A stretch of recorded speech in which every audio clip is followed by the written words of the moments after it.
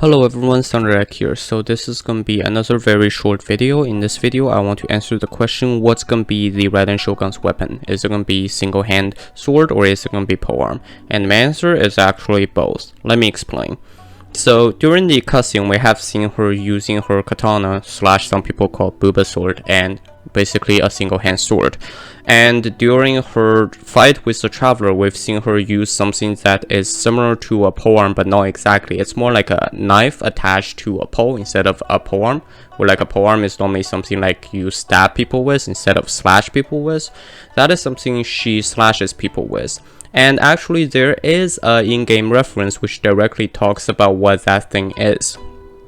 And the in-game reference comes from the weapon ascension material for the new craftable polearm. And the material I'm referencing the in-game description of the blue quality of the material, which is called the Mask of the Tiger's Bite.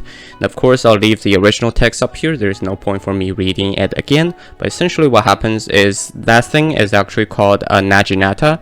The Shogun is actually shown here, that the Shogun actually has one and she uses it quite a bit. And then the thing here to confirm was someone used their teeth to bite through the Naginata and broke her Naginata. So that was the sentence I want to put your attention on. Basically what I'm trying to say here is that this confirms that the Shogun does have a Naginata, as we saw that she has one during the fight scene, during the in-game fight as well. So basically, at this point, we have seen her using a katana and we have seen her using a Naginata. Then what does that mean? Remember the last time we saw someone using multiple weapons, that was Child? So what I'm thinking is that the Shogun might very likely have some sort of weapon switching mechanic.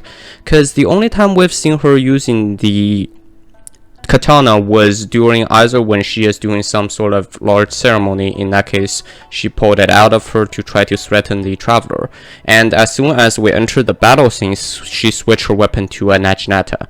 And after we left the battle scene, when she was doing the final sealing blow, she was switching back to katana. So my guess here is that going to be the Shogun's base weapon is still going to be a polearm.